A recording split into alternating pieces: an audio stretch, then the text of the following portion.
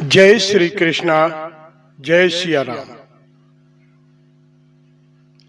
तो प्रेमियों, मैं आप सबको बहुत अच्छी जानकारी बताने वाला हूँ। कई लोगों का ऐसा कहना है कि राधा कृष्ण का विवाह नहीं हुआ। हमने तो बहुत से ग्रंथों में पढ़ा, हमें कहीं भी राधा कृष्ण का विवाह नहीं मिला।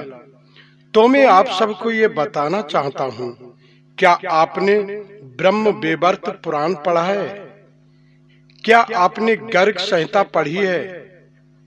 मैं आप सबको प्रमाण सहित ये बताने वाला हूँ कि राधा कृष्ण का विवाह कब और कैसे हुआ। गर्ग संहिता के पेज नंबर 44 में 16वां अध्याय में आपको राधा कृष्ण की विवाह की कथा आपको मिलेगी। तो सुनिए प्रेमियों, गर्ग संहिता का 16वां अध्याय, राधा कृष्ण का विवाह। एक बार नंद राय जी कृष्ण को गोद में लेकर घूम रहे थे। इतने में हुआ क्या सज्जनों, भगवान कृष्ण ने अपनी लीला दिखानी शुरू कर दी। बहुत जोर की आंधी तूफान आ गया। उस समय दिन की रात दिखने लगी।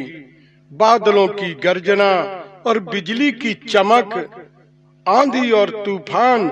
नंद राय जी कृष्ण को गोद में लिए बहुत भयभीत हो गए और भगवान कृष्ण भी बहुत जोर जोर से रोने लगे। नंद राय जी ने एक वृक्ष का सहारा लेकर खड़े हो गए। शरीर वायु के वेग से कंपित हो रहा था। तमाल और कदम्ब के वृक्ष टूट टूट कर गिर रहे थे। आकाश मेघों की घटा से आच्छादित हो गया। उस समय महान अंधकार छा गया। तो नंद नंदन रोने लगे, पिता की गोद में भयभीत दिखाई देने लगे। नंद राय को भी भय लगने लगा। शिशु को गोद में लिए परमेश्वर श्री हरि का स्मरण करने लगे। उसी क्षण करोड़ों सूर्य जैसी दिव्य दीप्त उदित हुई, जो संपूर्ण दिशाओं में व्याप्त थी। वो निकट आती जान पड़ी। 9 नंदों के राजा ने वृषभान नंदिनी श्री राधा को देखा। वे करोड़ों चंद्रमंडलों की क्रांत धारण किए हुए थीं। उनके अंगों में नील रंग के वस्त्र शोभा पा रहे थे। नूपुरों का अत्यंत मधुर शब्द हो रहा था। नाक में मोती बुलाक और बेसर की अपूर्व शोभा हो रही थी। कंठ में कंठा, सीमंतर पर चूड़ामणि और कानों में कुंडल झलमला रहे थे।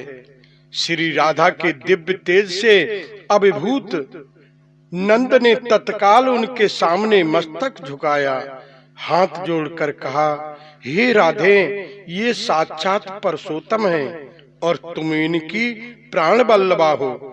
हे राधे, ये गुप्त रहस्य मैंने गर्ग जी के मुख से सुना है। हे राधे, अपने प्राणनाथ को मेरे अंक में से ले लो। ये बादलों की गर्जना से डर गए हैं। प्रेमियों, इन्होंने लीला बस यहाँ पर प्रगति के गुणों को स्वीकार किया है, इसलिए इनके विषय में भयभीत होने की बात कही गई है। नंद जी ने कहा, हे देवी, मैं तुम्हें नमस्कार करता हूँ। तुम इस भूतल पर मेरी रक्षा करो। तुमने कृपा करके मुझे दर्शन दिया है। वास्तव में तो तुम सब लोगों के लिए दुर्लभ हो। श्री राधा ने कहा, नंद जी, तुम ठीक कहते हो। मेरा दर्शन दुर्लभ है।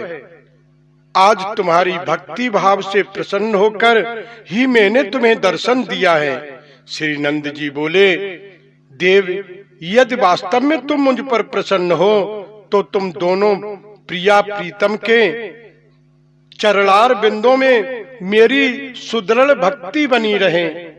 साथ ही तुम्हारी भक्ति से साधु संतों का संग मुझे सदा मिलता रहे। प्रत्येक युग में उन संत महात्माओं के चरणों में मेरा प्रेम बना रहे।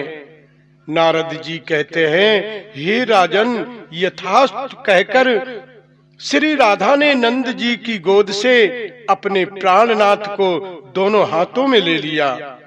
फिर जब नंदराय जी प्रणाम करके वहां से चले गए, नंदराय जब वहां से चले गए, तब श्री राधिका जी भांडीर वन में गईं।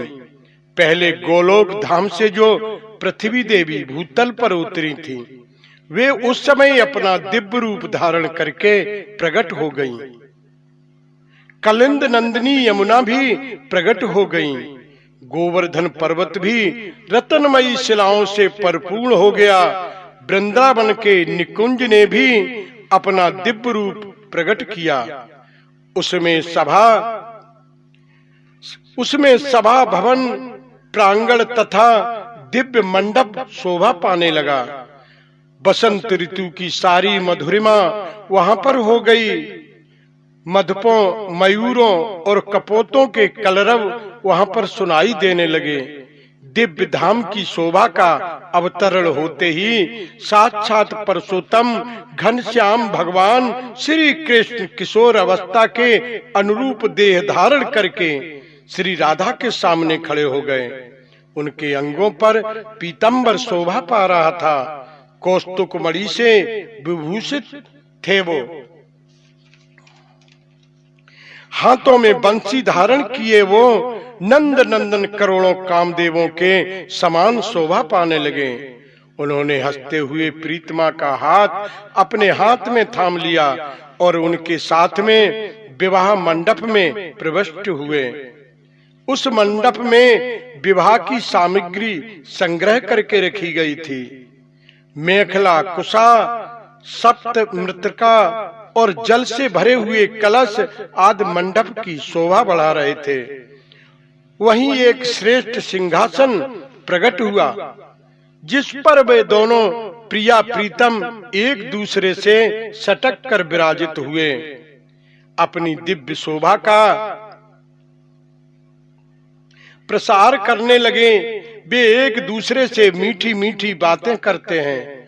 उसी समय देवताओं में श्रेष्ठ विधाता ब्रह्मा जी आकाश से उतरे और परमात्मा श्री कृष्ण के सन्मुख आए और उन दोनों के चरणों में प्रणाम करके हाथ जोड़कर कमनीय वाणी द्वारा चारों मुखों से स्तुति करने लगे।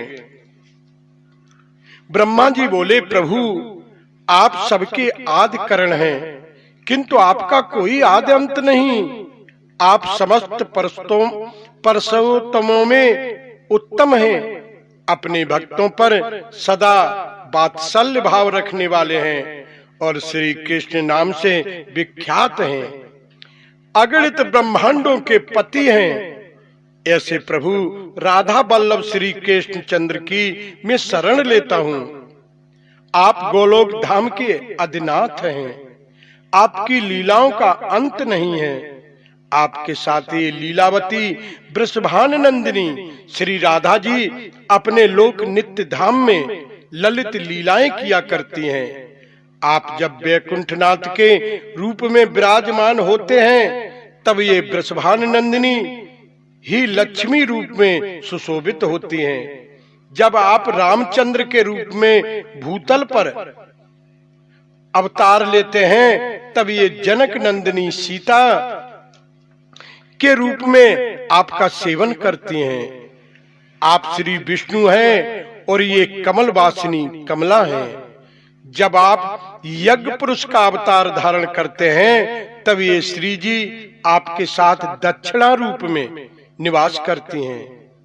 आप पति श्रोमण हैं, तो ये पत्नियों में प्रधान हैं। जब आप नरसिंह बनते हैं, तब ये रमा रूप में निवास करती हैं। आप ही नर नारायण के रूप में रहकर जब तपस्या करते हैं, तब ये परम शांति के रूप में विराजमान होती हैं।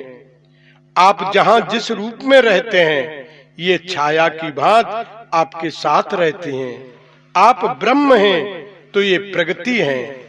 ब्रह्मा जी ने कहा, व्यवहार की सिद्ध या लोक संग्रह के लिए आप दोनों की विवाहिक विधि संपन्न कराऊंगा।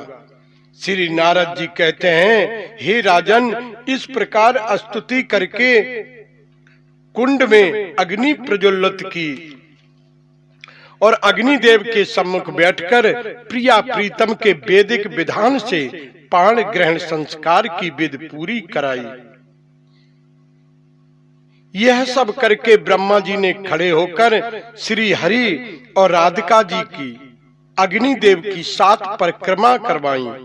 तदंतर उन दोनों को प्रणाम करके वेद वेत्ता विधाता ने 7 मंत्र पढ़वाए। उसके बाद श्री कृष्ण के वक्ष स्थल पर श्री राधिका जी का हाथ रखवाकर फिर राधिका जी के पांवों में महावर लगवाया, नेत्रों में काजल की पतली रेख खिंचवा दी। राधिका जी ने परसोत्तम की रत्नों से फूलों से उनका श्रृंगार किया। जब श्री राधा जी कृष्ण के श्रृंगार को उद्यत हुई, उसी समय भगवान कृष्ण फिर अपने किशोर रूप को त्याग कर बालक रूप में बन गए।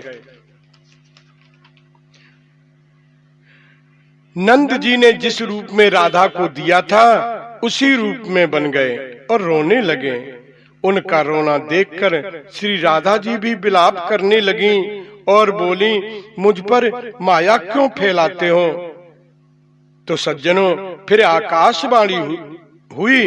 आकाशवाणी ने कहा, हे राधे, तुम सोच मत करो, तुम्हारा मनोरथ कुछ समय के बाद पूर्ण होगा।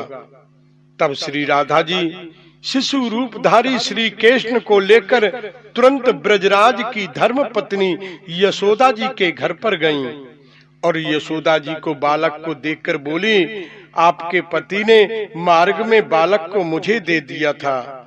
यशोदा जी ने श्री राधा जी का बहुत सत्कार किया और उनके सद्गुणों की प्रशंसा की। फिर राधा जी यशोदा माँ से आज्ञा लेकर अपने घर के लिए धीरे धीरे चली। नारद जी कहते हैं, हे राजन, इस प्रकार श्री राधे के विवाह की परम मंगलमयी गुप्त कथा का वर्णन किया गया। जो लोग इसे सुनते हैं, पढ़ते हैं अथवा सुनाते हैं, उन्हें कभी पापों का स्पर्श प्राप्त नहीं होता। तो प्रेमियों, आप सबको हमारी दी हुई जानकारी अच्छी लगी हो तो हमारे चैनल को सब्सक्राइब जरूर कर दें और हाँ, कमेंट पर लिखकर हमें जरूर बताएं। जय श्री कृष्णा, जय श्री राधे।